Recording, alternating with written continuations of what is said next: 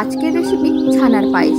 খুব কম সময়ে দারুণ কিছু পায়েসের রেসিপি বানাতে মন চাইলে এই রেসিপিটা বানিয়ে দেখতে পারেন, ঠিক যেন অমৃত। দারুণ স্বাদের রেসিপিতে স্বাগত। শেষ পর্যন্ত দেখার জন্য আপনাদের কাছে অনুরোধ রইল। আর এই পায়েসের রেসিপিটা এত সুন্দর হয় আর এত কম সময়ের মধ্যে রেডি হয়ে যায়, আপনারাও বাড়িতে বানিয়ে দেখতে পারেন। তো চলুন অমৃত স্বাদের ছানার পায়েসের রেসিপিটা বানানো শুরু করা যাক। আর এই ছানার পায়েসটা রেডি করার জন্য প্রথমে আমি কড়াইতে 1 লিটার দুধ নিয়েছি। ফ্লেমটা মিডিয়াম টু হাইতেই আছে। দুধটাকে প্রথমে একবার ভালো করে গরম করে ফুটিয়ে নিতে হবে। আপনারা দেখুন দুধটা ভালো করে ফুটে উঠেছে। এখন ফ্লেমটা অফ করে দিতে হবে আর এইভাবে একবার খুব ভালো করে মিশিয়ে নিতে হবে। যখন এইভাবে নিচের দিকে চলে যাবে তখন দুধটাকে কাটিয়ে নিতে হবে, মানে ছানায় পরিণত করে নিতে হবে। তার জন্য প্রথমে ফ্লেমটা অফ করে দিতে হবে। এবার আগে থেকে একটা মিশ্রণ রেডি করে রেখেছিলাম, মানে 2 চামচ ভিনিগার ও 2 চামচ জল মিশিয়ে একটা মিশ্রণ রেডি করে রেখেছিলাম। সেই মিশ্রণটা এইভাবে অল্প অল্প দুধের মধ্যে ছড়িয়ে দিতে হবে। তারপর হাতাটাকে এইভাবে একটু নাড়াচাড়া করতে হবে। তাহলেই দেখতে পাবেন দুধটা খুব ভালোভাবে কেটে ছানায় পরিণত হয়ে গেছে। আর ছানাটা কাটানোর সময় ফ্লেমটা অফ করেই কাটাতে হবে, তাহলে ছানাটা বেশ নরম তুলতুলে হবে। প্রায় 2 মিনিটের মতন এইভাবে নাড়াচাড়া করে নিয়েছিলাম। ছানাটা খুব সুন্দরভাবে রেডি হয়ে গেছে। এবার ছানাগুলোকে আলাদা করে নেব। তার জন্য একটা ছাঁকনিকে মিক্সিং বোলের উপরে রেখে দিয়েছিলাম আর এইভাবে পুরো মিশ্রণটাই ঢেলে দিলাম। এতে ছানাগুলো খুব সহজে আলাদা হয়ে যাবে। এবার ঠান্ডা জল দিয়ে ছানাগুলোকে 4 থেকে 5 বার খুব ভালো করে ধুয়ে নিতে হবে, যাতে ছানার মধ্যে কোনো রকম টক ভাব না থাকে। যদি ছানার মধ্যে টক ভাব থাকে তাহলে পায়েসটা খেতে ভালো লাগবে না, তাই জল দিয়ে খুব ভালো করে ধুয়ে নিতে হবে। ছানাগুলোকে ধুয়ে নিয়েছি, এক সাইডে রেখে দিয়েছি। আবারও কড়াইটাকে গ্যাসের ওভেনের উপরে বসিয়ে দিয়েছিলাম। সামান্য পরিমাণ জল দিয়ে দিলাম। এবার কড়াইয়ের মধ্যে দিয়ে দিচ্ছি মেজারিং কাপের 1 কাপ দুধ। এখানে 250 ml এর মতন দুধ আছে। অল্প একটু জল দিয়ে দেওয়ার কারণে যখন পায়েসটা রেডি করা হবে তখন আর পায়েসটা কড়াইয়ের নিচে আটকে যাবে না বা লেগে যাবে না। এখন আমি দুধের মধ্যে দিয়ে দিচ্ছি 4টে এলাচ। এলাচ 4টেকে হালকা করে একটু ভেঙে দিয়েছিলাম, এতে ফ্লেভারটা খুবই ভালো আসবে। আপনারা চাইলে এলাচের গুঁড়োও দিতে পারেন। খুব ভালো করে এলাচটাকেও মিশিয়ে নিলাম। এখন দুধটাকে হালকা গরম করে নিতে হবে। যখন দুধটা হালকা গরম হয়ে আসবে তখন ফ্লেমটা একেবারে লোতে করে দিতে হবে। আর এই দুধের মধ্যে দিয়ে দিতে হবে মেজারিং কাপের 1/2 কাপের মতন গুঁড়ো দুধ। এখানে প্রায় 100 গ্রামের মতন গুঁড়ো দুধ দিয়ে দিলাম। এবার গুঁড়ো দুধটা খুব ভালো করে একসঙ্গে মিশিয়ে নিতে হবে।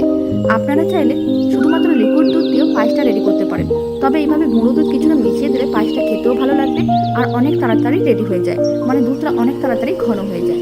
খুব ভালো করে গুঁড়ো দুধটা মেশানো হয়ে গেছে। এখন এইভাবে 3 থেকে 4 মিনিট নাড়াচাড়া করে দুধটাকে ভালো করে ফুটিয়ে একটু ঘন করে নিতে হবে, মানে মালাইয়ে পরিণত করে নিতে হবে।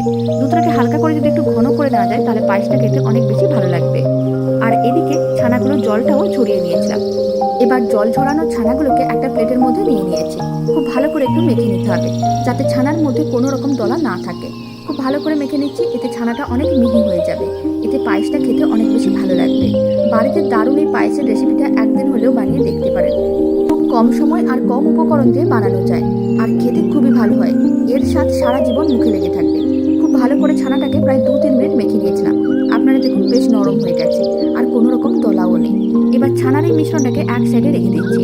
আর ওইদিকে প্রায় 3-4 মিনিটের মতন দুধটাকেও রান্না করে নিয়েছিলাম। দুধটা আগের থেকে অনেকটাই ঘন হয়ে গেছে, কালারটাও আগের থেকে একটু চেঞ্জ হয়ে গেছে। এখন ফ্লেমটা লোতে করে দিয়েছি আর আপনারা দেখুন দুধটা মালাইতেও পরিণত হয়ে গেছে। এবার এই দুধের মধ্যে আমি দিয়ে দিচ্ছি কিছুটা পরিমাণ পেস্তার টুকরো। এখানে পেস্তাগুলোকে আমি জলে ভিজিয়ে রেখেছিলাম, তারপরে খোসাটাকে ছাড়িয়ে নিয়েছিলাম আর এইভাবে পেস্তাগুলোকে হাফ করে কেটে নিয়েছিলাম। আর সামান্য পরিমাণ দিয়ে দিলাম কিশমিশ। আপনারা চাইলে কাজু বাদামও দিতে পারেন। আপনারা আপনাদের পছন্দ মতন যে কোনো ড্রাই ফ্রুটস এর উপরে দিতে পারেন। এবার আমি এর মধ্যে দিয়ে দিচ্ছি 50 গ্রাম চিনি। চিনিটা আমি এখানে খুব বেশি দিচ্ছি না, 50 গ্রাম চিনি যথেষ্ট মিষ্টি করে দেবে। আপনারা যদি আরও বেশি মিষ্টি পছন্দ করেন তাহলে আরও বেশি পরিমাণ চিনি দিতে পারেন।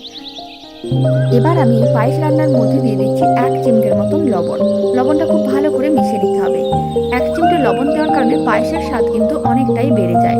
যে কোনো মিষ্টি জাতীয় খাবারে যদি 1 চিমটের মতন লবণ দেওয়া যায় তাহলে খেতে অনেক বেশি ভালো লাগে। খুব ভালো করে সমস্ত কিছু মেশানোর পরে যে ছানাটা আমি মেখে রেখেছিলাম সেই ছানাটা এখন দিয়ে দিতে হবে আর লো ফ্লেমে খুব ভালো করে মিশিয়ে নিতে হবে, যাতে কোনো রকম দলা না থাকে।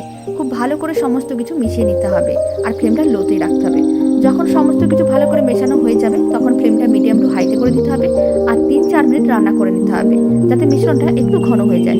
খুব কম সময়ের মধ্যে রেডি হয়ে যায়। আর এই পায়েসটা রেডি করার জন্য আমি অনেকটা গুঁড়ো দুধ দিয়েছি, তাই এখানে চিনিটা আমি খুবই অল্প দিয়েছি। আপনারা চাইলে আরও বেশি পরিমাণেও চিনি দিতে পারেন। সমস্ত কিছু খুব ভালো করে মিশিয়ে নিয়েছি আর কোনো রকম দলাও নেই। এখন 3-4 মিনিট এইভাবে মিডিয়াম টু হাই ফ্লেমে রান্না করে নিচ্ছি। তারপর আমি আপনাদের দেখাচ্ছি। মিডিয়াম টু হাই ফ্লেমে 3-4 মিনিট রান্না করে নিয়েছিলাম। দারুণ স্বাদের ছানার পায়েসটা একেবারেই রেডি। এখন ফ্লেমটা অফ করে দিচ্ছি, ঠান্ডা করে নিতে হবে। প্রায় 1 ঘন্টার মতন রেখে দিয়েছিলাম, ঠান্ডা হয়ে গেছে। আপনারা দেখুন ঠান্ডা হয়ে যাওয়ার পরে পায়েসটা আরও ঘন হয়ে গেছে। এবার আমি ছানার পায়েসটাকে একটা মিক্সিং বোলের মধ্যে সার্ভ করে নিচ্ছি। আর এই দারুণ স্বাদের ছানার পায়েসের রেসিপিটা ভালো লেগে থাকলে আপনারা যদি ফেসবুক থেকে রেসিপিটা দেখছেন, পেজটিকে ফলো করে নেওয়ার অনুরোধ রইল। ইউটিউব থেকে দেখলে চ্যানেলটি সাবস্ক্রাইব করে নেওয়ার অনুরোধ রইল। পাশে থাকা বেল আইকনটি প্রেস করে নেবেন নতুন রেসিপির আপডেট সবার আগে পাওয়ার জন্য। আর বাড়িতে বানালে কমেন্ট বক্সে জানাতে একেবারেই ভুলবেন না খেয়ে কেমন লাগলো।